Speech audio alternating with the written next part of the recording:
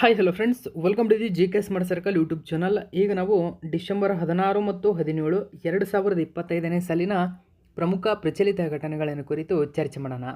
ನಿಮಗೆಲ್ಲ ಗೊತ್ತಿರಲಿ, ಪ್ರತಿದಿನ ನಾನು ಕನ್ನಡದ ಪ್ರಜಾವಾಣಿ ಸೇರಿದಂತೆ ಕನ್ನಡದ ಇತರ ಎಲ್ಲ ನ್ಯೂಸ್ ಪೇಪರ್ಗಳು, ಇಂಗ್ಲೀಷ್ನ ದಿ ಹಿಂದೂ ಮತ್ತು ಕೇಂದ್ರ ಸರ್ಕಾರ ಪ್ರತಿದಿನ ಅಪ್ಡೇಟ್ ಮಾಡುವಂತಹ PAB ನ್ಯೂಸ್ ಪೇಪರ್ನ ಪ್ರಚಲಿತ ಘಟನೆಗಳನ್ನು ನಿಮ್ಮ ಮುಂದೆ ತರ್ತಾ ಇರ್ತೀನಿ. ಹಾಗಾದರೆ ಇವತ್ತಿನ ಕ್ವಶ್ಚನ್ ನಂಬರ್ 1 ಏನಿದೆ ಅಂತ ಗಮನಿಸಿ. ನೋಡಿ, ಯಾವ ದೇಶದ ರಾಷ್ಟ್ರೀಯ ಪಾಕ ಪದ್ಧತಿಯನ್ನು ಯುನೆಸ್ಕೋದ ಅಮೂರ್ತ ಸಾಂಸ್ಕೃತಿಕ ಪರಂಪರೆಯ ಪಟ್ಟಿಗೆ ಸೇರ್ಪಡೆಗೊಳಿಸಲಾಗಿದೆ? ಯುನೆಸ್ಕೋಸ್ ಇಂಟ್ಯಾಂಜಿಬಲ್ ಕಲ್ಚರಲ್ ಹೆರಿಟೇಜ್ ಲಿಸ್ಟಿಗೆ ಸೇರ್ಪಡೆಗೊಳಿಸಲಾಗಿದೆ. ಇಟಲಿ ವಿಶಿಷ್ಟ ರೀತಿಯ ಆಹಾರ ಪದ್ಧತಿಯನ್ನು ಅಳವಡಿಸಿಕೊಂಡಿದೆ. ಈ ಕಾರಣಕ್ಕಾಗಿಯೇ ಇದೀಗ ಇಟಲಿ ದೇಶದ ರಾಷ್ಟ್ರೀಯ ಆಹಾರದ ಪದ್ಧತಿಯನ್ನು ಯುನೆಸ್ಕೋದ ಲಿಸ್ಟ್ಗೆ ಸೇರ್ಪಡೆಗೊಳಿಸಲಾಗಿದೆ. ಗಮನಿಸಬಹುದು, UNESCO just awarded Italian. So ಇಲ್ಲಿ ಗಮನಿಸಬಹುದು, world most prestigious cultural honour ದೊರೆತಿದೆ ಇಟಲಿಯ ಒಂದು ಪಾಕ ಪದ್ಧತಿಗೆ. ಹಾಗಾದರೆ ಏನೇನೆಲ್ಲ ಇದೆ ಮಾಹಿತಿ, ಇದು ನಿಮಗೆ ಇಂಪಾರ್ಟೆಂಟ್ ಆಗುತ್ತೆ, ಗಮನಿಸಬೇಕು. ನೋಡಿ, ಅಧಿಕೃತವಾಗಿ ಯುನೆಸ್ಕೋದ ಅಮೂರ್ತ ಸಾಂಸ್ಕೃತಿಕ ಪರಂಪರೆಯ ಪಟ್ಟಿಗೆ ಇಟಲಿಯ ರಾಷ್ಟ್ರೀಯ ಪಾಕ ಪದ್ಧತಿಯನ್ನು ಸೇರ್ಪಡೆಗೊಳಿಸಲಾಗಿದೆ. ಇಟಲಿ 2023ರಲ್ಲಿ ನಾಮನಿರ್ದೇಶನ ಮಾಡಿತ್ತು. ಸೊ ಈಗ ಅದಕ್ಕೆ ಈ ಲಿಸ್ಟ್ಗೆ ಸೇರ್ಪಡೆಗೊಳಿಸಲಾಗಿದೆ. 20ನೇ ಅಮೂರ್ತ ಸಾಂಸ್ಕೃತಿಕ ಪರಂಪರೆಯ ಅಧಿವೇಶನ ಏನು ನಡೀತು, ಸೊ ಇಲ್ಲಿ ಈ ನಿರ್ಧಾರವನ್ನು ಕೈಗೊಳ್ಳಲಾಗಿದೆ. ಹಾಗಾದರೆ 20ನೇ ಆವೃತ್ತಿಯ ಯುನೆಸ್ಕೋಸ್ ಅಮೂರ್ತ ಸಾಂಸ್ಕೃತಿಕ ಪರಂಪರೆಯ ಅಧಿವೇಶನ ನಡೆದಿದ್ದು ನಮ್ಮ ಭಾರತದ ನವದೆಹಲಿಯ ಕೆಂಪುಕೋಟೆಯಲ್ಲಿ. ಇದು ಮೋಸ್ಟ್ ಇಂಪಾರ್ಟೆಂಟ್ ಆಗುತ್ತೆ. ನೋಡಿ, 20ನೇ ಒಂದು ಸಭೆ ಭಾರತದಲ್ಲಿ ನಡೀತು. ಈ ಸಂದರ್ಭದಲ್ಲಿ ಇಟಲಿಯ ರಾಷ್ಟ್ರೀಯ ಪಾಕ ಪದ್ಧತಿ ಅಂದರೆ ರಾಷ್ಟ್ರೀಯ ಆಹಾರ ಅಂತ ಕರೀತಾರೆ ಅದನ್ನು. ಸೊ ಅದನ್ನು ಇದೀಗ ಯುನೆಸ್ಕೋದ ಅಮೂರ್ತ ಸಾಂಸ್ಕೃತಿಕ ಪರಂಪರೆಯ ಪಟ್ಟಿಗೆ ಸೇರ್ಪಡೆಗೊಳಿಸಲಾಗಿದೆ. ಇಟಲಿ ಬಗ್ಗೆ ಸ್ವಲ್ಪ ಮಾಹಿತಿ ತಿಳ್ಕೊಳ್ಳಿ. ರಾಜಧಾನಿ ರೋಮ್, ಇಟಲಿಯ ರಾಜಧಾನಿ ರೋಮು. ಅಧ್ಯಕ್ಷರು ಸೆರ್ಗಿಯೋ ಮ್ಯಾಟರೆಲ್ಲಾ. ಪ್ರಧಾನಮಂತ್ರಿ ಜಾರ್ಜಿಯಾ ಮೆಲೋನಿ. ಅಧಿಕೃತ ಭಾಷೆ ಇಟಾಲಿಯನ್. ಓಕೆ, ಈಗ ನಾವು ಎರಡನೇ ಕ್ವಶನ್ ಏನಿದೆ ಅಂತ ಗಮನಿಸಿ. ನೋಡಿ, ಮಹಿಳಾ ಬ್ಯಾಸ್ಕೆಟ್ಬಾಲ್ನಲ್ಲಿ ಐತಿಹಾಸಿಕ ಮೈಲುಗಳನ್ನು ಸ್ಥಾಪಿಸಿದ್ದಕ್ಕಾಗಿ ಟೈಮ್ಸ್ನ 2025ರ ವರ್ಷದ ಕ್ರೀಡಾಪಟು ಎನ್ನು ಯಾರೆಂದು ಗುರುತಿಸಲಾಗಿದೆ? ಗಮನಿಸಬಹುದು, ಇಂಗ್ಲೀಷಲ್ಲಿ ನೋಡ್ಕೊಳ್ಳಿ. Times athletics of the year 2025 ಯಾರು? ಅಜಾ ವಿಲ್ಸನ್. ಆಪ್ಷನ್ ನಂಬರ್ 2 ಸರಿಯಾಗಿದೆ. ಅಜಾ ವಿಲ್ಸನ್ ಇದಕ್ಕೆ ಸರಿಯಾಗಿರತಕ್ಕಂಥ ಉತ್ತರ. ಹಾಗಾದರೆ ಕೇಳಬಹುದು, ಅಜಾ ವಿಲ್ಸನ್ ಯಾವ ಕ್ರೀಡೆಗೆ ಸಂಬಂಧಪಟ್ಟಿದ್ದಾರೆ ಅಂತ ಕೇಳಿದರೆ ಬಾಸ್ಕೆಟ್ಬಾಲ್ ಎಂಬುದು ನೆನಪಿರಬೇಕು. ನೋಡಿ, A'ja Wilson named Times athletics of the year 2025. Most important ಆಗಿರತಕ್ಕಂಥ ಒಂದು ಕ್ವಶನ್ ಇದು. ಓಕೆ, ಸೊ ಇವರು ಬಾಸ್ಕೆಟ್ಬಾಲ್ ಕ್ರೀಡೆಗೆ ಸಂಬಂಧಪಟ್ಟಿದ್ದಾರೆ ಎಂಬುದನ್ನು ನೀವು ನೆನಪಿಟ್ಕೋಬೇಕು. ಟೈಮ್ಸ್ ನಿಯತಕಾಲಿಕೆ ಅಥವಾ ನಿಯತಕಾಲಿಕೆ ಅಂದರೆ ಮ್ಯಾಗ್ಝಿನ್ ಅಂತ ಕರೀತಾರೆ. ಟೈಮ್ಸ್ ಮ್ಯಾಗ್ಝಿನ್ನ ಲಾಸ್ ವೆಗಾಸ್ ಏಸಸ್ನ super star forward A'ja Wilson ಅವರನ್ನು 2025 ಅಥ್ಲೆಟಿಕ್ಸ್ ಆಫ್ ದ ಇಯರ್ ಎಂದು ಘೋಷಿಸಲಾಗಿದೆ. ಬ್ಯಾಸ್ಕೆಟ್ಬಾಲ್ ಇತಿಹಾಸದಲ್ಲಿ ಇವರು ಒಂದು ಮೈಲುಗಲ್ಲನ್ನು ಸಾಧಿಸಿದ್ದಾರೆ. ಓಕೆ, ನೆಕ್ಸ್ಟು ಮೂರನೇ ಕ್ವಶನ್ ನೋಡಿ. 2025ರಲ್ಲಿ ಬಿಡುಗಡೆಯಾದ ಗ್ಲೋಬಲ್ AI ವೈಬ್ರೆನ್ಸಿ ಟೂಲ್ ಅಂತ ಕರೀತಾರೆ. ನೋಡಿ, AI ಅಂದರೆ ಆರ್ಟಿಫಿಷಿಯಲ್ ಇಂಟೆಲಿಜೆನ್ಸ್ ವರದಿ ಬಿಡುಗಡೆಯಾಗಿದೆ. ಈ ಪ್ರಕಾರ ಕೃತಕ ಬುದ್ಧಿಮತ್ತೆ ಅಥವಾ ಆರ್ಟಿಫಿಷಿಯಲ್ ಇಂಟೆಲಿಜೆನ್ಸ್ನಲ್ಲಿ ತಂತ್ರಜ್ಞಾನ ಅಭಿವೃದ್ಧಿ ಮತ್ತು ಬಳಕೆಯಲ್ಲಿ ಭಾರತ ಜಾಗತಿಕವಾಗಿ ಎಷ್ಟನೇ ಸ್ಥಾನವನ್ನು ಪಡೆದುಕೊಂಡಿದೆ? ನೋಡಿ, ಜಾಗತಿಕವಾಗಿ ಭಾರತ 3ನೇ ಸ್ಥಾನ ಪಡೆದುಕೊಂಡಿದೆ. ಆಪ್ಷನ್ ನಂಬರ್ 4 ಸರಿಯಾಗಿದೆ. ಈ ಒಂದು ಮಾಹಿತಿಯನ್ನು ಕನ್ನಡದ ನ್ಯೂಸ್ ಪೇಪರಲ್ಲಿ ಕೊಟ್ಟಿದ್ದರು. AI ಬೆಳವಣಿಗೆ ಭಾರತಕ್ಕೆ 3ನೇ ಸ್ಥಾನ. ಹಾಗಾದರೆ ಸೊ ಯಾವ ಸಂಸ್ಥೆ ಇದನ್ನು ಬಿಡುಗಡೆ ಮಾಡಿದೆ? ಇಲ್ಲಿ ಗಮನಿಸಬಹುದು, ಸ್ಟ್ಯಾನ್ಫೋರ್ಡ್ ವಿಶ್ವವಿದ್ಯಾಲಯದ ಜಾಗತಿಕ ಕೃತಕ ಬುದ್ಧಿಮತ್ತೆ ನೋಡಿ ವೈಬ್ರೆನ್ಸಿ ಟೂಲ್ ಈ ವರದಿಯ ಪ್ರಕಾರ ಭಾರತವು 3ನೇ ರ್ಯಾಂಕ್ ಪಡೆದಿದೆ. ಓಕೆ, ಹಾಗಾದರೆ ಪ್ರಥಮ ಸ್ಥಾನ ಯಾವುದು ಪಡೆದಿದೆ? ಈ ಎಲ್ಲ ಡೀಟೇಲ್ಸನ್ನು ನಾವು ತಿಳ್ಕೊಳ್ಳೋಣ. ನೋಡಿ, ಜಾಗತಿಕವಾಗಿ ಭಾರತ 3ನೇ ಸ್ಥಾನದಲ್ಲಿದೆ. 2024ರಲ್ಲಿ ಈ ಬಿಡುಗಡೆ ಅಂತ ಪಟ್ಟಿಗೆ ಹೋಲಿಸಿದರೆ 4 ಸ್ಥಾನಗಳನ್ನು ಏರಿಕೆ ಕಂಡಿದೆ. ಇಲ್ಲಿ ನೀವು ಗಮನಿಸಬಹುದು. ಹಾಗಾದರೆ ಭಾರತ ಎಷ್ಟರ ಮಟ್ಟಿಗೆ ಕೃತಕ ಬುದ್ಧಿಮತ್ತೆಯಲ್ಲಿ ಮುಂದುವರೆದಿದೆ ಅಂತ. ಓಕೆ, ಯಾಕಂದರೆ 2024ರಿಂದ ಇಲ್ಲಿಯವರೆಗೂ 4 ಸ್ಥಾನಗಳನ್ನು ಏರಿಕೆ ಕಂಡಿದೆ ಅಂದರೆ ಅದು ಸಾಮಾನ್ಯವಾದ ವಿಚಾರ ಅಲ್ಲ. ಅತ್ಯಂತ ಬಲಿಷ್ಠ ದೇಶಗಳನ್ನು ಸೋಲಿಸಿ ಭಾರತ ಈ ಸ್ಥಾನಕ್ಕೆ ಬಂದಿರತಕ್ಕಂಥದ್ದು. ಹಾಗಾದರೆ ನಂಬರ್ 1 ಮತ್ತು 2 ಸ್ಥಾನದಲ್ಲಿ ಯಾವುದಿದ್ದಾವೆ ನೋಡಿ. ಈ ಸೂಚ್ಯಂಕದಲ್ಲಿ ಅಮೆರಿಕ 78.6 ಅಂಕ, ಚೀನಾ 36.95 ಅಂಕ ಪಡೆದುಕೊಂಡು ಮೊದಲ 2 ಸ್ಥಾನಗಳಿದ್ದರೆ, ಭಾರತ 21.59 ಅಂಕಗಳೊಂದಿಗೆ 3ನೇ ಸ್ಥಾನವನ್ನು ಪಡೆದುಕೊಂಡಿದೆ. ಅಂದರೆ ಭಾರತ ಹಿಂದೆ ದಕ್ಷಿಣ Korea, United Kingdom, Singapore, UAE, Japan ನಂತರ ಇತ್ತು. ಸೊ ಈ ಎಲ್ಲ ದೇಶಗಳನ್ನು ಸೋಲಿಸಿ ಅಥವಾ ಹಿಂದಿಕ್ಕಿ ಭಾರತ ಒಂದೇ ವರ್ಷದಲ್ಲಿ ಆರ್ಟಿಫಿಷಿಯಲ್ ಇಂಟೆಲಿಜೆನ್ಸಲ್ಲಿ ಈ ವೇಗದಲ್ಲಿ ಬೆಳವಣಿಗೆ ಕಂಡಿದೆ. ಓಕೆ ನೋಡಿ, ದಕ್ಷಿಣ ಕೊರಿಯಾವನ್ನು ಹಿಂದಿಕ್ಕಿದೆ, ಯುನೈಟೆಡ್ ಕಿಂಗ್ಡಮ್ನ ಅಂದರೆ UK, ಬ್ರಿಟನ್ನನ್ನು ಹಿಂದಿಕ್ಕಿದೆ, ಸಿಂಗಾಪುರವನ್ನು ಹಿಂದಿಕ್ಕಿದೆ, ಯುನೈಟೆಡ್ ಅರಬ್ ಎಮಿರೇಟ್ಸ್ ಓಕೆ UAEಯನ್ನು ಹಿಂದಿಕ್ಕಿದೆ, ಜಪಾನನ್ನು ಹಿಂದಿಕ್ಕಿ ಭಾರತ ಇದೀಗ 3ನೇ ಸ್ಥಾನಕ್ಕೆ ಏರಿಸಿ ಬಂದಿದೆ. ನೋಡಿ, ಭಾರತದ ಮೊದಲ ಸ್ವದೇಶಿ ಇದು ಒಂದು ಕರೆಂಟ್ ಅಫೇರ್ಸು. ಓಕೆ, ಸ್ವದೇಶಿ ಭಾಷಾ ಮಾದರಿ ಹಾಗೂ ಬಹುಮಾಧ್ಯಮ ದೊಡ್ಡ ಭಾಷಾ ಮಾದರಿ LLM ಅಂತ ಕರೀತಾರೆ ಆಗಿರುವಂತಹ ಭಾರತ್ ಜನ್ ಬಿಡುಗಡೆಯಾಗಿದೆ. ಈ ವಾರ ಅನಾವರಣಗೊಳಿಸಲಾಗಿದೆ. ನೋಡಿ, ಭಾರತ್ ಜನರೇಷನ್ ಅಂತ ಕರೀತಾರೆ. ಇದು ಬಹುಮಾಧ್ಯಮ ದೊಡ್ಡ ಭಾಷಾ ಮಾದರಿಯಾಗಿದೆ, LLM ಆಗಿದೆ. ಓಕೆ, ಸೊ ಇದು ಕೃತಕ ಬುದ್ಧಿಮತ್ತೆಯಲ್ಲೇ ದೇಶದ ಸ್ವಾವಲಂಬನೆಯನ್ನು ಬಲಪಡಿಸುವ ರಾಷ್ಟ್ರೀಯ ಯೋಜನೆಯ ಭಾಗವಾಗಿ ಇದನ್ನು ಪರಿಚಯಿಸಲಾಗಿದೆ. ಸೊ ಇದನ್ನು ಕೂಡ ಕನ್ನಡದ ನ್ಯೂಸ್ ಪೇಪರಲ್ಲಿ ಕೊಟ್ಟಿದ್ದರು. ನೋಡಿ, ನ್ಯೂಸ್ ಪೇಪರಲ್ಲಿ ಈ ಒಂದು ಮಾಹಿತಿ ಇದೆ. AI ಸ್ವಾವಲಂಬನೆಗೆ ಭಾರತ್ ಜನ್ ಬಿಡುಗಡೆಯಾಗಿದೆ. ಜನ್ ಅಂದರೆ ಜನರೇಷನ್ ಅಂತ ಕರೀತಾರೆ, ಭಾರತ್ ಜನರೇಷನ್ ಅಂತ. ಸೊ ಇದು ಭಾರತದ ಮೊದಲ ಸ್ವದೇಶಿ ಬಹುಭಾಷಾ ಹಾಗೂ ಬಹುಮಾಧ್ಯಮ ದೊಡ್ಡ ಭಾಷಾ ಮಾದರಿಯಾಗಿದೆ. ಓಕೆ, ಕೃತಕ ಬುದ್ಧಿಮತ್ತೆಯಲ್ಲಿ ದೇಶದ ಸ್ವಾವಲಂಬನೆಯನ್ನು ಬಲಪಡಿಸುತ್ತದೆ. ಇದು IITಗಳು, ಸರ್ಕಾರಿ ಸಂಶೋಧನಾ ಸಂಸ್ಥೆಗಳು ಸೇರಿ ಈ ಮಾದರಿಯನ್ನು ಅಭಿವೃದ್ಧಿಪಡಿಸಿವೆ. ಈ ಮಾದರಿಯಲ್ಲಿ ಗಮನಿಸಿ, ಭಾರತ್ ಜನ್ ಎಂಬುದು ಇಂಗ್ಲೀಷ್ ಜೊತೆಗೆ 20ಕ್ಕೂ ಹೆಚ್ಚು ಭಾರತೀಯ ಭಾಷೆಗಳನ್ನು ಬೆಂಬಲಿಸುತ್ತದೆ. ಪಠ್ಯ, ಚಿತ್ರ, ಧ್ವನಿ, ವಿಡಿಯೋ ಸೇರಿ ವಿವಿಧ ರೀತಿಯ ಮಾಹಿತಿಯನ್ನು ಸುಲಭವಾಗಿ ಸಂಸ್ಕರಿಸುವ ಸಾಮರ್ಥ್ಯ ಇದಕ್ಕಿದೆ. ನೋಡಿ, ಸಂಸ್ಕರಿಸುವ ಸಾಮರ್ಥ್ಯ ಅಂದರೆ ಅಟ್ರ್ಯಾಕ್ಟ್ ಮಾಡ್ಕೊಳ್ತದೆ, ಬೇಗನೆ ಕ್ಯಾಚ್ ಮಾಡ್ಕೊಂಡು ನೀವು ಪಠ್ಯವನ್ನು ಕೊಟ್ಟರೆ ಅಥವಾ ಒಂದು ಲೈನ್ಗಳನ್ನು ಕೊಟ್ಟರೆ ಅದನ್ನು ಅದು ವಿಡಿಯೋ ಆಗಿ ಕನ್ವರ್ಟ್ ಮಾಡ್ಬೋದು. ಓಕೆ, ಸೊ ಈ ರೀತಿಯಾಗಿ ಅದನ್ನು ಚಿತ್ರವಾಗಿ ಕನ್ವರ್ಟ್ ಮಾಡುತ್ತೆ. ಅಂದರೆ ಈಗ ನಾನು ಏನು ಮಾತಾಡ್ತಿದ್ದೀನಲ್ಲ, ಸೊ AIಗೆ ಏನಾದ್ರು ಕನ್ವರ್ಟ್ ಮಾಡಿದರೆ ಅದು ಅಕ್ಷರಗಳ ರೂಪದಲ್ಲಿ ಅದನ್ನು ನಿಮಗೆ ನೋಟ್ ರೀತಿಯಲ್ಲಿ PDF ರೂಪದಲ್ಲಿ ಕೊಡುತ್ತೆ. ಇಲ್ಲ ಅಂದರೆ ಇದು ನಾನು ಮಾತನಾಡೋದು ನಿಮಗೇನಾದರೂ ಪಿಕ್ಚರ್ ಅಂದರೆ ವಿಡಿಯೋ ಬೇಕು ಅಂದರೆ ವಿಡಿಯೋ ಕೂಡ ಅದು ತೋರಿಸ್ಕೊಡುತ್ತದೆ. ಸೊ ಈ ರೀತಿಯಾಗಿ ಭಾರತ್ ಜನರೇಷನ್ ಮುಂದುವರೆದಿರ್ತಕ್ಕಂಥದ್ದು. ಸೊ ವಿದೇಶಿ ದತ್ತಾಂಶಗಳ ಮೇಲೆ ಅವಲಂಬಿತವಾಗಿರುವ ಇತರ ಮಾದರಿಗಳಿಗಿಂತ ಭಿನ್ನವಾಗಿ ಭಾರತ್ ಜನರೇಷನ್ ಸ್ಥಳೀಯ ದತ್ತಾಂಶ, ಸಾಂಸ್ಕೃತಿಕ ವೈಶಿಷ್ಟ್ಯಗಳು, ಗೌಪ್ಯತಾ ನಿಯಮಗಳಿಗೆ ಹೆಚ್ಚಿನ ಮಹತ್ವ ನೀಡುತ್ತದೆ. ಸೊ ಇಷ್ಟೆಲ್ಲ ಮಾಹಿತಿ ಇದಕ್ಕೆ ಸಂಬಂಧಪಟ್ಟಂತೆ ನೆನಪಿರಲಿ. ಇನ್ನು 4ನೇ ಕ್ವಶನ್ ಗಮನಿಸಿ. WHO ಜಾಗತಿಕ ಸಾಂಪ್ರದಾಯಿಕ ಔಷಧ ಶೃಂಗಸಭೆ, WHO global traditional medicine summit ಅಥವಾ ಶೃಂಗಸಭೆಯನ್ನು ಯಾವ ನಗರವು ಆಯೋಜಿಸುತ್ತದೆ? ನೋಡಿ, ಯಾವ ನಗರದಲ್ಲಿ ಈ ವರ್ಷ ಆಯೋಜನೆಗೊಳ್ತಾ ಇದೆ ಅಂದರೆ ಇಂಡಿಯಾ, ನವದೆಹಲಿ ಇದನ್ನು ಆಯೋಜನೆ ಮಾಡ್ತಾ ಇದೆ. ಹೆಚ್ಚಿನ ಡೀಟೇಲ್ಸ್ ಏನಿದೆ ಅಂತ ನಾವು ತಿಳ್ಕೊಳ್ಳೋಣ ನ್ಯೂಸ್ ಪೇಪರಲ್ಲಿ. ನೋಡಿ, 2nd ಎಡಿಷನ್ ಇದು, 2ನೇ ಆವೃತ್ತಿಯ WHO global summit on traditional medicine to held 17 to 19 December. ಹಾಗಾದರೆ ಎಲ್ಲಿ ನಡೀತಾ ಇದೆ ಎಲ್ಲ ಡೀಟೇಲ್ಸನ್ನು ನಾವು ತಿಳ್ಕೊಳ್ಳೋಣ. ನೋಡಿ, ಇದೇ ಡಿಸೆಂಬರ್ 17ರಿಂದ 19ರವರೆಗೆ 2ನೇ ಆವೃತ್ತಿಯ ಈ ಒಂದು ಶೃಂಗಸಭೆ ನವದೆಹಲಿಯ ಭಾರತ್ ಮಂಟಪದಲ್ಲಿ ನಡೆಯಲಿದೆ. ಓಕೆ, ಈ ಕಾರ್ಯಕ್ರಮವು ಸಾಂಪ್ರದಾಯಿಕ, ಪೂರಕ, ಸ್ಥಳೀಯ ವೈವಿಧ್ಯ ವ್ಯವಸ್ಥೆಗಳ ಏಕೀಕರಣದ ಬಗ್ಗೆ ಚರ್ಚಿಸಲಿದ್ದು 100ಕ್ಕೂ ಹೆಚ್ಚು ದೇಶಗಳ ಪ್ರತಿನಿಧಿಗಳು ಭಾಗವಹಿಸಲಿದ್ದಾರೆ.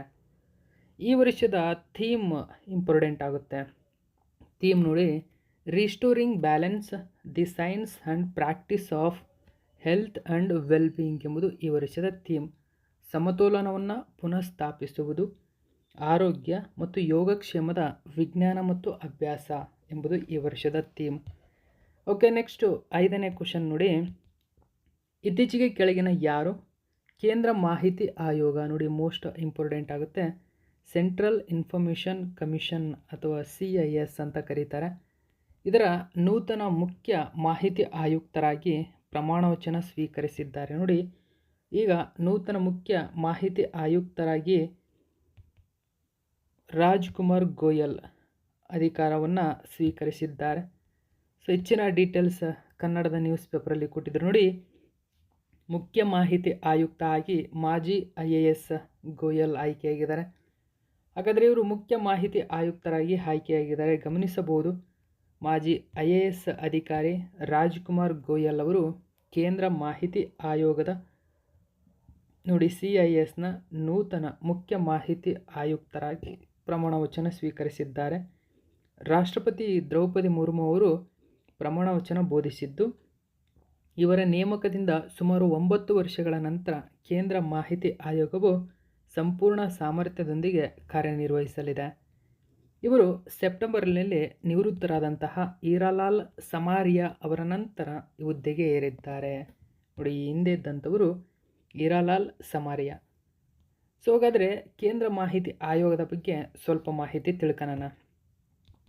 ಕೇಂದ್ರ ಮಾಹಿತಿ ಆಯೋಗ ಒಂದು ಸ್ವತಂತ್ರ ಸಂಸ್ಥೆಯಾಗಿದೆ.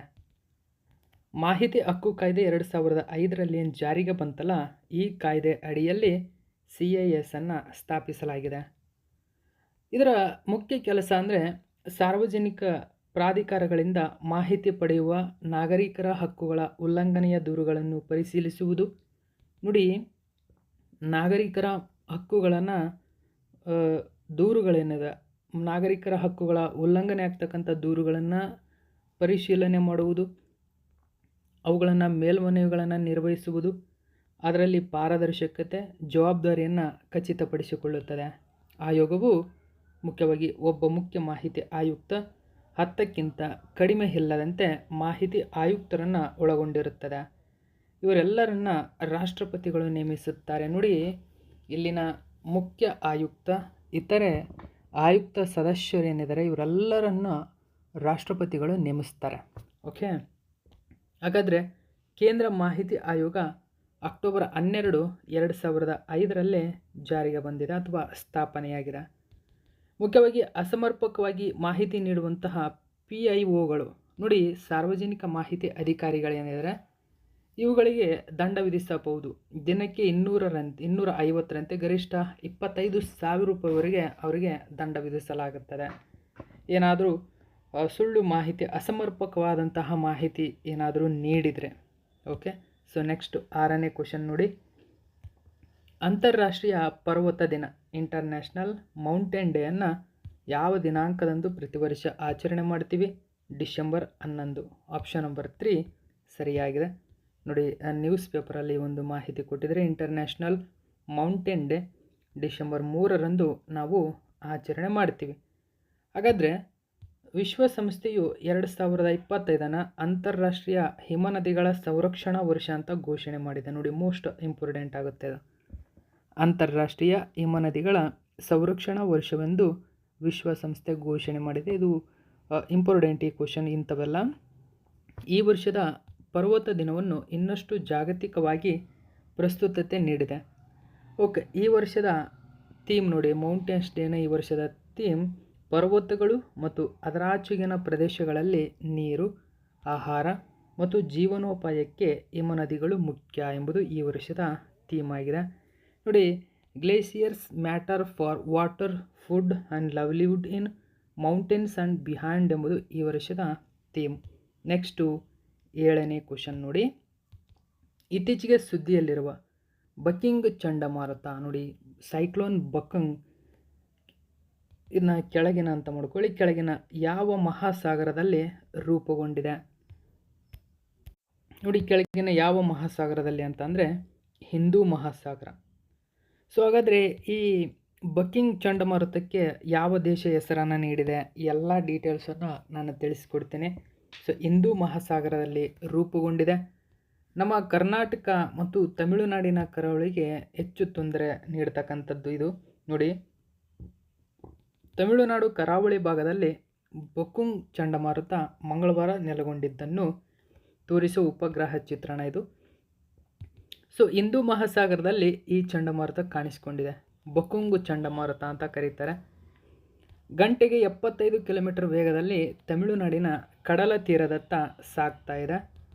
ಪರಿಣಾಮ ಕಪ್ಪು ಮಳೆ ಮೋಡಗಳು ತಮಿಳುನಾಡಿನ ಆಗಸದಲ್ಲಿ ದಟ್ಟೈಸಿದ್ದ ರಾಜ್ಯ ಕರಾವಳಿ ಭಾಗದಲ್ಲಿ ಭಾರೀ ಮಳೆ ಸುರಿಯುವ ಸಾಧ್ಯತೆ ಇದೆ ಎಂದು ಹವಾಮಾನ ಇಲಾಖೆ ತಿಳಿಸಿದೆ. ಓಕೆ, ಇದು ನೋಡಿ, ಮುಖ್ಯವಾಗಿ ನಮ್ಮ ಕರ್ನಾಟಕಕ್ಕೆ ಬಂದರೆ ಬೆಳಗಾವಿ, ಬಾಗಲಕೋಟೆ, ಬಿರ್ದ, ವಿಜಯಪುರ, ಕಲಬುರಗಿ, ರಾಯಚೂರು ಮತ್ತು ಯಾದಗಿರಿ ಜಿಲ್ಲೆಗಳಲ್ಲಿ ಶೀತಗಾಳಿ ಬೀಸುವ ಸಾಧ್ಯತೆ ಇದೆ ಈ ಒಂದು ಚಂಡಮಾರುತದಿಂದಾಗಿ. ಸೊ ಇದು ಕೂಡ ಹವಾಮಾನ ಇಲಾಖೆ ವರದಿಯನ್ನು ಮಾಡಿದೆ. ಸೊ ಇಷ್ಟು ಮಾಹಿತಿ ಇದಕ್ಕೆ ಸಂಬಂಧಪಟ್ಟಂತೆ ನೆನಪಿರಲಿ. ನೋಡಿ, the name for the tropical cyclone, ಇದೊಂದು ಟ್ರಾಪಿಕಲ್ ಸೈಕ್ಲೋನ್ ಆಗಿದೆ, ಇದು ನೆನಪಿರಬೇಕು. ಸೊ ಬೊಕುಮ್. ಓಕೆ, ಬಾಂಗ್ಲಾದೇಶ ಇದಕ್ಕೆ ಹೆಸರನ್ನು ನೀಡಿದೆ. Bangladesh. The name means shell or pearl in Bengali ಭಾಷೆಯಲ್ಲಿ ಇದಕ್ಕೆ ಶೆಲ್ ಆರ್ ಪಿಯಾರ್ಲ್ ಅಂತ ನಾವು ಕರಿತೀವಿ. ಓಕೆ, ಬೊಕುಮ್ ಎಂಬತಕ್ಕಂಥ ಒಂದು ಟ್ರಾಪಿಕಲ್ ಸೈಕ್ಲೋನ್ ಇದು. ಬಾಂಗ್ಲಾದೇಶ ಇದಕ್ಕೆ ಹೆಸರನ್ನು ನೀಡಿದೆ ಎಂಬುದನ್ನು ನೆನಪಿರಲಿ. ನೆಕ್ಸ್ಟು 8ನೇ ಕ್ವಶನ್ ಗಮನಿಸಿ. ಇತ್ತೀಚೆಗೆ ಸುದ್ದಿಗಳಲ್ಲಿ ಕಂಡು ಬಂದ ಅಥವಾ ಉಲ್ಲೇಖಿಸಲಾದ ಆರ್ಟಿಮಿಸಿನಿನ್ ಎಂದರೇನು? ಗಮನಿಸಿ, ಆರ್ಟೆಮಿಸಿನಿನ್ ಅಂತ ಕರೀತಾರೆ. ಸೊ ಇದೊಂದು ಮಲೇರಿಯಾ ವಿರೋಧ ಔಷಧಿಯಾಗಿದೆ. ಮೋಸ್ಟ್ ಇಂಪಾರ್ಟೆಂಟ್ ಆಗುತ್ತೆ ಸ್ನೇಹಿತರೆ. ಮಲೇರಿಯಾಗೆ ಔಷಧಿ ಬಂದಿದೆ ಇದೀಗ, ಆರ್ಟೆಮಿಸಿನಿನ್. ಓಕೆ, ಆರ್ಟೆಮಿಸಿನಿನ್ ನೋಡಿ, how is Asia like artemisinin? So resistance emerging in Africa. ನೋಡಿ, ಇದು ರೆಸಿಸ್ಟೆನ್ಸನ್ನು ಜಾಸ್ತಿ ಮಾಡ್ತಾ ಇದೆ ಈ ರೋಗದ ವಿರುದ್ಧ, ಅದರಲ್ಲೂ ಮುಖ್ಯವಾಗಿ ಆಫ್ರಿಕನ್ನರಲ್ಲಿ. ಹಾಗಾದರೆ ಏನಿದು ಆರ್ಟಿಮಿಸಿನಿನ್? ಇದೆಲ್ಲ ಡೀಟೇಲ್ಸನ್ನು ನಾವು ತಿಳ್ಕೊಳೋಣ, ಏನು ಡೀಟೇಲ್ಸ್ ಇದೆ ಅಂತ. ಓಕೆ ನೋಡಿ, ಆರ್ಟಿಮಿಸಿನಿನ್ನ ಭಾರೀ ಬಳಕೆ ಮತ್ತು ಅನುಕೂಲಕರ ಪರಿಸ್ಥಿತಿಗಳು ಔಷಧ ನಿರೋಧಕತೆಯ ಹೊಸ ತಾಣಗಳನ್ನು ಸೃಷ್ಟಿಸಬಹುದು ಎಂದು ಹೊಸ ಅಧ್ಯಯನವು ಎಚ್ಚರಿಸಿದೆ. ಆಫ್ರಿಕಾದ ಕೆಲವು ಭಾಗಗಳಲ್ಲಿ ಪ್ರತಿರೋಧ ಗುರುತುಗಳು ನಿಧಾನವಾಗಿ ಹೆಚ್ಚುಗೊಳ್ಳುತ್ತದೆ. ಆರ್ಟಿಮಿಸಿನಿನ್ ಎಂಬುದು ಆರ್ಟೆಮಿಸಿಯಾ ಅನ್ಯುವಾ ಎಂಬ ಸಿಹಿ ವರ್ಮ್ವುಡ್, ನೋಡಿ, ವರ್ಮ್ವುಡ್ ಸಸ್ಯದಿಂದ ಪಡೆದಂತಹ ಮಲೇರಿಯಾ ವಿರೋಧಿ ಔಷಧವಾಗಿದೆ. ಇದನ್ನು 1970ರ ದಶಕದಲ್ಲಿ ಕಂಡುಹಿಡಿಯಲಾಯಿತು ಮತ್ತು ಮಲೇರಿಯಾ ಪರಾವಲಂಬಿಗಳು ಕ್ಲೋರೋಕ್ವಿನ್ನಂತಹ ಹಳೆಯ ಔಷಧಿಗಳಿಗೆ ಪ್ರತಿರೋಧವನ್ನು ಬೆಳೆಸಿಕೊಂಡಾಗ ಇದು ಪ್ರಮುಖ ಪ್ರಗತಿಯಾಯಿತು. ಪ್ಲಾಸ್ಮೋಡಿಯಂ ಕುಲದ ಎಲ್ಲ ಮಲೇರಿಯಾ ಉಂಟು ಮಾಡುವಂತಹ ಪರಾವಲಂಬಿಗಳ ವಿರುದ್ಧ ಇದು ಪರಿಣಾಮಕಾರಿಯಾಗಿದೆ. ಓಕೆ, ಸೊ ಇದರ ಬಗ್ಗೆ ಕೂಡ ನೆನಪಿರಲಿ. GK ಟುಡೇ ಕ್ವಶನ್ಗಳು ಇವೆಲ್ಲ. ಓಕೆ, GK ಟುಡೇಯಲ್ಲಿ ಡೈಲಿ ಮುಖ್ಯವಾಗಿ 5 ಕ್ವಶನನ್ನು ಅಪ್ಡೇಟ್ ಮಾಡ್ತಾ ಹೋಗ್ತಾರೆ. ಓಕೆ, ಆ ಕ್ವಶನ್ಗಳಲ್ಲಿ ಇಂಪಾರ್ಟೆಂಟ್ ಏನಾರು ಅನಿಸಿದರೆ 2-3 ಕ್ವಶನನ್ನು ನಾನು ನಿಮ್ಮ ಮುಂದೆ ತರ್ತಾ ಇರ್ತೀನಿ. ಸೊ ಈಗೇನು 8ನೇ ಕ್ವಶನ್ ಹೇಳಿದಲ್ಲ, ಅದು GK ಟುಡೇ ಕ್ವಶನ್ ಆಗಿರುತ್ತೆ. ಸೊ GK ಟುಡೇಲ್ಲೂ ಕೂಡ ಕೆಲವೊಂದು ಕ್ವಶನನ್ನು ಬಿಡ್ತಾ ಹೋಗ್ತಾರೆ, ಅವು ಕೂಡ ಇಂಪಾರ್ಟೆಂಟು. ಸೊ PDF ನೀವೇನು ಪರ್ಚೇಸ್ ಮಾಡ್ತಿರಲ್ಲ ಮಂತ್ಲಿ, ಸೊ ಅದರಲ್ಲಿ ಎಲ್ಲ ಕ್ವಶನ್ಗಳು, ಎಲ್ಲ ನ್ಯೂಸ್ ಪೇಪರ್ ಕ್ವಶನ್ಗಳು ನಿಮಗೆ ಸಿಗಲಿ ಎಂಬ ಕಾರಣದಿಂದಾಗಿ ನಾನು ನಿಮ್ಮ ಮುಂದೆ ಕೊಡ್ತಾ ಹೋಗ್ತೀನಿ. ಸೊ GK ಟುಡೇದ 2-3 ಕ್ವಶನ್ಗಳು ಇಂಪಾರ್ಟೆಂಟ್ ಅನಿಸಿದರೆ, ಸೊ ಅವು ಏನಾದರೂ ಇಂಪಾರ್ಟೆಂಟ್ ಅಂತ ನನಗೆ ಅನಿಸಿದರೆ, ಎಕ್ಸಾಮಲ್ಲಿ ಕೇಳ್ತಕ್ಕಂಥ ಚಾನ್ಸಸ್ ಇದೆ ಅಂತ ಅನಿಸಿದರೆ ಅವನ್ನು ನಿಮ್ಮ ಮುಂದೆ ತಂದಿರ್ತೀನಿ. ಓಕೆ, ಸೊ ಅವೆಲ್ಲವೂ ಕೂಡ ಇಂಪಾರ್ಟೆಂಟ್ ಆಗ್ತಾ ಹೋಗ್ತವೆ ನಿಮಗೆ ಆ ಕಾರಣಕ್ಕಾಗಿ. ಮತ್ತು ಕನ್ನಡದ ನ್ಯೂಸ್ ಪೇಪರ್ ಆಗಿರ್ಬೋದು, ಇಂಗ್ಲೀಷ್ನ ಎಲ್ಲ ನ್ಯೂಸ್ ಪೇಪರನ್ನು ನಾನೇ ರೆಫರ್ ಮಾಡಿ ನಿಮ್ಮ ಮುಂದೆ ಅಪ್ಡೇಟ್ ಕೊಡುತ್ತಾ ಹೋಗ್ತೀನಿ. ಓಕೆ, ನೆಕ್ಸ್ಟ್ 9ನೇ ಕ್ವಶನ್ ನೋಡಿ. The one cricket my life and more ಯಾವ ಭಾರತೀಯ ಕ್ರಿಕೆಟಿಗನ ಆತ್ಮಚರಿತ್ರೆಯಾಗಿದೆ? ಶಿಖರ್ ಧವನ್. ಆಪ್ಷನ್ ನಂಬರ್ 4 ಸರಿಯಾಗಿದೆ. ನೋಡಿ, ಶಿಖರ್ ಧವನ್ ಅವರು ತಮ್ಮ ಆಟೋಬಯೋಗ್ರಫಿಯನ್ನು ಬರೆದಿದ್ದಾರೆ. ಸೊ ಅದರ ಹೆಸರು the one cricket my life and more. Autobiography ಅಂದರೆ ಆತ್ಮಚರಿತ್ರೆ ಅಂತ ಕರಿತೀವಿ. ಸೊ ಜಸ್ಟ್ ಬಯೋಗ್ರಫಿ ಅಂತ ಕರೀತಾರೆ, ಅದು ಜೀವನ ಚರಿತ್ರೆ. ಅದು ಜೀವನ ಚರಿತ್ರೆ. ಜಸ್ಟ್ ಬಯೋಗ್ರಫಿ ಅಂದರೆ ಬೇರೆಯವರು ಇನ್ನೊಬ್ಬರ ಆತ್ಮಚರಿತ್ರೆಯನ್ನು ಬರೆದಿರ್ತಕ್ಕಂಥದ್ದು. ಅಂದರೆ ನನ್ನ ಆತ್ಮಚರಿತ್ರೆಯನ್ನು ನಾನೇ ಬರ್ಕೊಂಡಿದ್ರೆ ಅದು ಆಟೋಬಯೋಗ್ರಫಿ ಆಗುತ್ತೆ. ಆಟೋ ಅಂದರೆ ನಾನೇ ಬರೆದಿರ್ತೀನಿ ಅಂತ. ಜಸ್ಟ್ ಬಯೋಗ್ರಫಿ ಅಂತ ಇರುತ್ತೆ ನೋಡಿ, ಅದು ಜೀವನ ಚರಿತ್ರೆ. ಅದು ಜೀವನ ಚರಿತ್ರೆ ಅಂದರೆ ಈಗ ನನ್ನ ಕಥೆಯನ್ನು ಇನ್ಯಾರೋ ಬರೆದಂಥವ್ರು, ಅವರು ಬರೆದ್ರೆ ಅದು ಜೀವನ ಚರಿತ್ರೆ ಆಗಿರುತ್ತೆ, ಅವರ ಜೀವನ ಚರಿತ್ರೆ ಅಂತ ಅದು. ಓಕೆ, ಈಗ ಶಿಖರ್ ಧವನ್ ಅವರು ತಮ್ಮದೇ ಆಗಿರತಕ್ಕಂಥ ಆತ್ಮಚರಿತ್ರೆಯನ್ನು ಬರೆದಿದ್ದಾರೆ. ಸೊ ಅದರ ಹೆಸರು the one cricket my life and more ಎಂಬುದು. ಓಕೆ, ಸೊ ನೋಡಿ ಬಿಡುಗಡೆ ಮಾಡಿದ್ದಾರೆ ದಿ ಒನ್. ಓಕೆ, ನ್ಯೂಸ್ ಪೇಪರಲ್ಲಿ ಒಂದು ಮಾಹಿತಿ ಕೊಟ್ಟಿದ್ರು, ಇದು ತುಂಬಾ ಇಂಪಾರ್ಟೆಂಟ್ ಆಗುತ್ತೆ, ಇದು ಕೂಡ ನೆನಪಿರಲಿ. ನೆಕ್ಸ್ಟು 10ನೇ ಕ್ವಶನ್ ನೋಡಿ. ಕೇಂದ್ರ ವಿತ್ತ ಸಚಿವೆ ನಿರ್ಮಲಾ ಸೀತಾರಾಮನ್ ಭಾರತದ ನಂಬರ್ 1 ಪ್ರಭಾವಿ ಮಹಿಳೆ ಎಂದು ಗುರುತಿಸಲ್ಪಟ್ಟಿದ್ದಾರೆ. ಮತ್ತೆ ಸೊ ಸತತವಾಗಿ ಇವರು ಭಾರತದ ಅತ್ಯಂತ ಪ್ರಭಾವಿ ಮಹಿಳೆಯಾಗಿ ಹೊರಹೊಮ್ಮಿದ್ದಾರೆ. ಹಾಗಾದರೆ ವಿಶ್ವಮಟ್ಟದಲ್ಲಿ ಯಾರಿದ್ದಾರೆ ಎಲ್ಲ ಡೀಟೇಲ್ಸನ್ನು ನಾವು ನೋಡೋಣ. ಭಾರತದ ಪ್ರಭಾವಿ ಮಹಿಳೆ ನಿರ್ಮಲಾ ಸೀತಾರಾಮನ್. ಓಕೆ, ನ್ಯೂಸ್ ಪೇಪರಲ್ಲಿ ಕೊಟ್ಟಿದ್ದಾರೆ ನೋಡಿ, ಇಂಪಾರ್ಟೆಂಟ್ ಆಗುತ್ತೆ, ಬರ್ಕೊಂಬಿಡಿ ಇವನ್ನ. ಕೇಂದ್ರ ವಿತ್ತ ಸಚಿವೆ ನಿರ್ಮಲಾ ಸೀತಾರಾಮನ್ ಭಾರತದ ನಂಬರ್ 1 ಪ್ರಭಾವಿ ಮಹಿಳೆ ಎಂದು ಗುರುತಿಸಲ್ಪಟ್ಟಿದ್ದಾರೆ. ಫೋರ್ಬ್ಸ್ ಮ್ಯಾಗಝಿನ್ 2025 ಪ್ರಭಾವಿ ಸ್ತ್ರೀಯರ ಪಟ್ಟಿಯನ್ನು ಬಿಡುಗಡೆ ಮಾಡಿದೆ ನೋಡಿ. ಪ್ರಭಾವಿ ಸ್ತ್ರೀಯರ ಪಟ್ಟಿಯನ್ನು ಫೋರ್ಬ್ಸ್ ಮ್ಯಾಗಝಿನ್ ಬಿಡುಗಡೆ ಮಾಡುತ್ತೆ. ಕರ್ನಾಟಕವನ್ನು ರಾಜ್ಯಸಭೆಯಲ್ಲಿ ಪ್ರತಿನಿಧಿಸುತ್ತಿರುವ ತಮಿಳುನಾಡು ಮೂಲದ ನಿರ್ಮಲಾ ಸೀತಾರಾಮನ್ ಅವರು ದೇಶದ ಮಹಿಳೆಯರಲ್ಲಿ ಅಗ್ರಸ್ಥಾನ ಪಡೆದಿದ್ದಾರೆ. ಇವರು ಕರ್ನಾಟಕದ ರಾಜ್ಯಸಭೆಯನ್ನು ಪ್ರತಿನಿಧಿಸ್ತಾ ಇದ್ದಾರೆ. ಓಕೆ, ತಮಿಳುನಾಡಿನ ಮೂಲದವರು ಇವರು. ನಂತರದ ಸ್ಥಾನಗಳಲ್ಲಿ HCL ಕಂಪನಿಯ CEO ಆಗಿರತಕ್ಕಂಥ ರೋಶಿನಿ ನಡರ್, ಬೆಂಗಳೂರಿನ ಬಯೋಕಾನ್ ಕಂಪನಿಯ ಸಂಸ್ಥಾಪಕಿ ಕಿರಣ್ ಮಜುಂದರ್ ಶಾ ನಂತರದ ಸ್ಥಾನದಲ್ಲಿದ್ದಾರೆ. ಅಂದರೆ 2 ಮತ್ತು 3ನೇ ಸ್ಥಾನದಲ್ಲಿದ್ದಾರೆ. ಜಾಗತಿಕ ಮಟ್ಟದ ಪ್ರಭಾವಿ ಮಹಿಳೆಯರ ಪಟ್ಟಿಯಲ್ಲಿ ಮೊದಲನೇ ಸ್ಥಾನ ಪಡೆದಂಥವರು ಯುರೋಪಿಯನ್ ಕಮಿಷನ್ನ ಮೊದಲ ಅಧ್ಯಕ್ಷ ಆಗಿರತಕ್ಕಂಥ ಉರ್ಸುಲಾ ವಾನ್ ಡೆರ್ ಲೇನ್ ಅಂತ ಕರೀತಾರೆ. ಇದು ತುಂಬಾ ಇಂಪಾರ್ಟೆಂಟ್ ಆಗುತ್ತೆ, ಗಮನಿಸಬೇಕು ನೀವು. Okay, Ursula von der Leyen. ವಿಶ್ವದ ಪ್ರಭಾವಿ ಸ್ತ್ರೀಯರ ರ್ಯಾಂಕಿಂಗ್ನಲ್ಲಿ ನಿರ್ಮಲಾ ಸೀತಾರಾಮನ್ ರ್ಯಾಂಕಿಂಗ್ ಅಂತ ಮಾಡ್ಕೊಳ್ಳಿದ್ನ ರ್ಯಾಂಕಿಂಗ್ನಲ್ಲಿ 24ನೇ ಸ್ಥಾನದಲ್ಲಿದ್ದಾರೆ. ಭಾರತದಲ್ಲಿ ನಂಬರ್ 1, ವಿಶ್ವ ಮಟ್ಟದಲ್ಲಿ 24. ಸೊ ಇನ್ನೊಂದು ಮಸೂದೆ ಪಾಸ್ ಆಗಿದೆ ಸ್ನೇಹಿತರೆ. MG ನರೇಗಾ ಯೋಜನೆಯನ್ನು VG ರಾಮ್ಜಿ ಎಂದು ಬದಲಾಯಿಸುವ ಮಸೂದೆ. ಸೊ ಇದನ್ನು ನೋಡಿ, MG ನರೇಗಾ ಯೋಜನೆಯನ್ನು ಕೆಲವೊಂದು ನ್ಯೂಸ್ ಪೇಪರ್ಗಳು ಬಾಪು ಗ್ರಾಮೀಣ ಸ್ವರೋಜ್ಗಾರ್ ಯೋಜನೆ ಅಂತ ಬದಲಾವಣೆ ಮಾಡಿದ್ವು. ಅಂದರೆ ಕೇಂದ್ರ ಸರ್ಕಾರನೇ ಆ ನಿರ್ಧಾರ ಮಾಡಿದೆ. ಸೊ ಅಂದರೆ ಇದೀಗ ಮತ್ತೆ ಒಂದು ನಿರ್ಧಾರ ತಂದಿದೆ ಏನಂತ ಅಂದರೆ, ಅದೇ MG ನರೇಗಾವನ್ನು VBG ರಾಮ್ಜಿ ಮಸೂದೆ ಅಂತ, ಅಂದರೆ ಯೋಜನೆ ಬದಲಾವಣೆ ಮಾಡಬೇಕು ಅಂತ. ಸೊ ಈ ಹಿಂದೆ ಕೇಂದ್ರ ಸರ್ಕಾರ ನಿರ್ಧಾರ ಮಾಡಿತ್ತು ಈ MG ನರೇಗಾ ಯೋಜನೆಯನ್ನು ಬಾಪು ಗ್ರಾಮೀಣ ರೋಜ್ಗಾರ್ ಯೋಜನೆ ಎಂದು ಮರುನಾಮಕರಣ ಮಾಡಲು. ಆದರೆ ಮತ್ತೆ ಅದನ್ನು ಪುನಃ ಅಳಿಸಿ ಈಗ VBG ರಾಮ್ಜಿ ಮಸೂದೆ ರಾಮ್ ಎಂಬ ಹೆಸರನ್ನು ಸೇರ್ಪಡೆಗೊಳಿಸಿದೆ ನರೇಗಾ ಯೋಜನೆ ಅಡಿಯಲ್ಲಿ. ಸೊ ಹಾಗಾದರೆ ಏನಿದು ನರೇಗಾ ಯೋಜನೆಗೆ ಇಷ್ಟೊಂದು ಬದಲಾವಣೆ ಯಾಕೆ ತರ್ತಾ ಇದೆ? ಇಷ್ಟೊಂದು ಬದಲಾವಣೆ ತಂದು ಏನೇನೆಲ್ಲ ಆ್ಯಡ್ ಮಾಡ್ತಾ ಇದೆ ನೋಡಿ. ಅತ್ಯಂತ ಪ್ರಮುಖ 5 ರೀತಿಯ ಮುಖ್ಯಾಂಶಗಳನ್ನು ಇದರಲ್ಲಿ ಆ್ಯಡ್ ಮಾಡಿದೆ. ಯಾವ್ಯಾವುದಾಗಿ ಎಲ್ಲ ಡೀಟೇಲ್ಸನ್ನು ನಾನು ಒಂದೊಂದಾಗಿ ತಿಳಿಸ್ಕೊಡ್ತೀನಿ.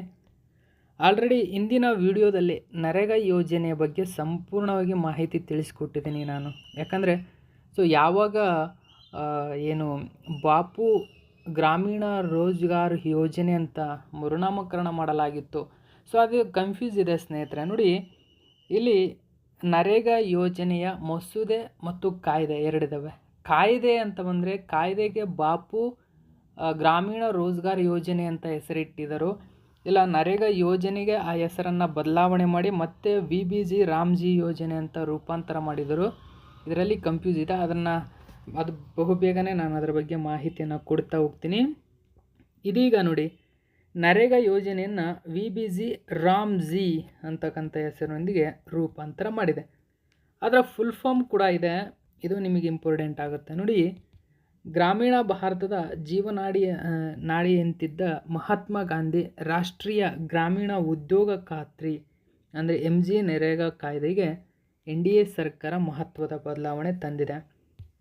2005ರ ಹಳೆಯ ಕಾಯ್ದೆಗೆ ಬದಲಾವಣೆ ಮಾಡಿ Viksit Bharat guarantee for Rozgar and Ajeevika mission Gramin ಅಥವಾ ಸರಳವಾಗಿ VBG ರಾಮ್ಜಿ ಮಸೂದೆ ಎಂದು ಬದಲಾವಣೆ ಮಾಡಿದೆ. ನೋಡಿ, ಇದು ಗಮನಿಸಬೇಕು ನೀವು. VBG ರಾಮ್ಜಿ ಮಸೂದೆ. VB ಅಂದರೆ ವಿಕಸಿತ್ ಭಾರತ್, G ಅಂದರೆ ಗ್ಯಾರಂಟಿ, ರಾಮ್ ಅಂದರೆ ನೋಡಿ, ರಾಮ್ ಅಂದರೆ ರೋಜ್ಗಾರ್ ಆ್ಯಂಡ್ ಆಜೀವಿಕಾ ಮಿಷನ್ ಅಂತ ಕರೀತಾರೆ. ಓಕೆ, ಜಿ ಅಂದರೆ ಗ್ರಾಮೀಣ. ಓಕೆ, VBG ರಾಮ್ಜಿ ಮಸೂದೆ ಎಂಬ ಹೆಸರಿನೊಂದಿಗೆ ಬದಲಾವಣೆ ಮಾಡಿ ಜಾರಿಗೆ ತಂದಿದೆ. ಸೊ ಮುಖ್ಯವಾಗಿ 5 ಬದಲಾವಣೆಗಳನ್ನು ಮಾಡಿದೆ. ಏನೇನವು? ಒಂದನೇದಾಗಿ ಗಮನಿಸಿ, ವರ್ಷಕ್ಕೆ 125 ದಿನಗಳ ಗ್ಯಾರಂಟಿ ಕೆಲಸವನ್ನು ನಿರ್ಧಾರ ಮಾಡಿದೆ. 100 ದಿನ ಇತ್ತು, 25 ದಿನಗಳು ಜಾಸ್ತಿ ಮಾಡಿದೆ. ಎರಡನೇದಾಗಿ ಹೊಸ ಲೆಕ್ಕಾಚಾರ ಜಾರಿಗೆ ತಂದಿದೆ. ಏನು ಹೊಸ ಲೆಕ್ಕಾಚಾರ? ಈಶಾನ್ಯ ಮತ್ತು ಹಿಮಾಲಯದ ರಾಜ್ಯಗಳಿಗೆ 90:10 ಅನುಪಾತದಲ್ಲಿ ಕೇಂದ್ರ ಇದಕ್ಕೆ 90% ಹಣವನ್ನು ನೀಡುತ್ತದೆ, ರಾಜ್ಯ ಕೇವಲ 10% ಹಣವನ್ನು ನೀಡಬೇಕು. ಈಶಾನ್ಯ ರಾಜ್ಯಗಳಿಗೆ ಮಾತ್ರ ಮತ್ತು ಹಿಮಾಲಯದ ರಾಜ್ಯಗಳಿಗೆ ಮಾತ್ರ ಇದು ಅನ್ವಯಿಸುತ್ತದೆ. ಇನ್ನು ಉಳಿದಂತೆ ಶಾಸಕಾಂಗ ಹೊಂದಿರುವ ಇತರ ಎಲ್ಲ ರಾಜ್ಯಗಳು, ನೋಡಿ, ಶಾಸಕಾಂಗವನ್ನು ಹೊಂದಿರತಕ್ಕಂಥ ಇತರ ಎಲ್ಲ ರಾಜ್ಯಗಳಿಗೆ ಕರ್ನಾಟಕವೂ ಸೇರಿದಂತೆ 60:40 ಅನುಪಾತ ಕೊಡಬೇಕಾಗುತ್ತೆ ಇನ್ನು ಮುಂದೆ. ಓಕೆ, 60% ಕೇಂದ್ರ, 40% ರಾಜ್ಯ. ಸೊ ಹೀಗೆ ಅನುದಾನ ಹಂಚಿಕೆಯಾಗಿದೆ. ಅಂದರೆ 40ರಷ್ಟು ವೇತನದ ಹೊರೆಯನ್ನು ರಾಜ್ಯಗಳೇ ಹೊರಬೇಕಾಗುತ್ತೆ ಇನ್ನು ಮುಂದೆ. ಇನ್ನು ಮೂರನೇ ಪ್ರಮುಖ ಮಾಹಿತಿ ಏನಂದರೆ, ಮುಕ್ತ ಅನುದಾನಕ್ಕೆ ಬ್ರೇಕ್ ಹಾಕಿದೆ. ಅಂದರೆ ಲೇಬರ್ ಬಜೆಟ್ ರದ್ದಾಗಿದೆ. ಏನಿದು ಲೇಬರ್ ಬಜೆಟ್? ಇಲ್ಲಿಯವರೆಗೆ ರಾಜ್ಯಗಳು ಕಾರ್ಮಿಕರ ಬೇಡಿಕೆಗೆ ತಕ್ಕಂತೆ ವಾರ್ಷಿಕ ಕ್ರಿಯಾ ಯೋಜನೆ ಅಥವಾ ಲೇಬರ್ ಬಜೆಟ್ ರೂಪಿಸಿ ಕೇಂದ್ರಕ್ಕೆ ಕಳುಹಿಸುತ್ತಿದ್ವು. ಆದರೆ ಹೊಸ ಮಸೂದೆಯಲ್ಲಿ ನಾರ್ಮೇಟಿವ್ ಅಲೋಕೇಶನ್, ನೋಡಿ, ನಿಯಮಿತ ಹಂಚಿಕೆ ಪದ್ಧತಿ ಬರಲಿದೆ. ಸೊ ನಿಯಮಿತ ಹಂಚಿಕೆ ಪದ್ಧತಿ, ನಾರ್ಮೇಟಿವ್ ಅಲೋಕೇಶನ್ ಬರಲಿದೆ. ಇದು ಕೂಡ ನೆನಪಿರಲಿ. ನೆಕ್ಸ್ಟು 4ನೇದು, ಕೃಷಿ ಹಂಗಾಮಿನಲ್ಲಿ 60 ದಿನಗಳ ಪಾಸ್ ಸಿಗುತ್ತೆ. 60 ದಿನಗಳ ಪಾಸ್ ಅಂದರೆ ಕೆಲಸ ಅಲ್ಲಿ ಸ್ಥಗಿತವಾಗಿರುತ್ತೆ. ಕೃಷಿ ಹಂಗಾಮಿನಲ್ಲಿ 2 ತಿಂಗಳಂದರೆ ಜೂನ್, ಜುಲೈ ಅಥವಾ ಮೇ, ಜೂನ್ ಇರ್ಬೋದು. ಅದರ ಪರ್ಫೆಕ್ಟಾಗಿ ಇಂಥ ತಿಂಗಳು ಅಂತ ಮೆನ್ಷನ್ ಮಾಡಿಲ್ಲ ಇಲ್ಲಿ. ಕೃಷಿ ಅಂದರೆ ಮೇ, ಜೂನ್ ಆಗಿರ್ಬೋದು ಅಥವಾ ಜೂನ್, ಜುಲೈ ಆಗಿರ್ಬೋದು. ಸೊ ಈ 2 ತಿಂಗಳಿನಲ್ಲಿ ಆ ಯೋಜನೆಯಡಿ ಫಲಾನುಭವಿಗಳಿಗೆ ಪಾಸ್ ಸಿಗುತ್ತೆ. ಪಾಸ್ ಅಂದರೆ ಆಗ ಕೆಲಸ ಇರುವುದಿಲ್ಲ ಅಂತ. ಕಾರಣ ಏನಂದರೆ, ಕೃಷಿಕರಿಗೆ ಕೃಷಿ ಚಟುವಟಿಕೆಗಳ ಸಮಯ ಇರುತ್ತೆ. ಆ ಕಾರಣಕ್ಕಾಗಿ ಕೂಲಿ ಕಾರ್ಮಿಕರ ಕೊರತೆ ಎದುರಾಗುವುದು. ಸೊ ಇದರ ಬರವನ್ನು ನೀಗಿಸುವ ಉದ್ದೇಶದಿಂದಾಗಿ ಈ ನಿಯಮ ಜಾರಿಗೆ ತರಲಾಗಿದೆ. ಅಂದರೆ ಬಿತ್ತನೆ ಮತ್ತು ಕಟಾವು ಮುಂತಾದ ಕೃಷಿ ಚಟುವಟಿಕೆಗಳು ಉತ್ತುಂಗದಲ್ಲಿರುವಂತಹ ಸಮಯದಲ್ಲಿ ವರ್ಷದಲ್ಲಿ ಒಟ್ಟು 60 ದಿನಗಳ ಕಾಲ ಈ ಯೋಜನೆಯಡಿ ಯಾವುದೇ ಕಾಮಗಾರಿ ನಡೆಸುವಂತಿಲ್ಲ ಎಂಬುದನ್ನು ಗಮನಿಸಬೇಕು. ಓಕೆ, ನೆಕ್ಸ್ಟು 5ನೇ ಮಾಹಿತಿ ಏನಂದರೆ, ವಾರಕ್ಕೊಮ್ಮೆ ಇನ್ನು ಮುಂದೆ ವೇತನ ಪಾವತಿಯಾಗುತ್ತೆ. ಅಂದರೆ ಈ ಹಿಂದೆ ಹಳೆ ಕಾಯ್ದೆ ಪ್ರಕಾರ 15 ದಿನಗಳ ಅವಕಾಶ ಕಾಲಾವಧಿ ನೀಡಿ ವೇತನ ಕೊಡ್ತಾಯಿದ್ರು. ಇದೀಗ ವಾರಕ್ಕೆ ಭಾನುವಾರದಂದು ಅಥವಾ ವಾರಕ್ಕೆ 1 ದಿನ ನಿಮಗೆ ವೇತನ ಸಿಗ್ತಾ ಹೋಗುತ್ತೆ. ಸೊ ಹೀಗೆ ಈ ಕಾಯ್ದೆಗೆ ಹೊಸ ರೂಪವನ್ನು ತಂದು ಮಸೂದೆಯನ್ನು ಮಂಡನೆ ಮಾಡ್ತಾ ಇದೆ. ಸೊ ಇದು ಇವತ್ತಿನ ಪ್ರಮುಖ ಪ್ರಚಲಿತ ಘಟನೆ ಸ್ನೇಹಿತರೆ. ಇದೇ ತರಹದ ಮಾಹಿತಿಯೊಂದಿಗೆ ಮತ್ತೆ ನಿಮ್ಮನ್ನು ಭೇಟಿ ಆಗ್ತೀನಿ. Thank you so much for watching my video.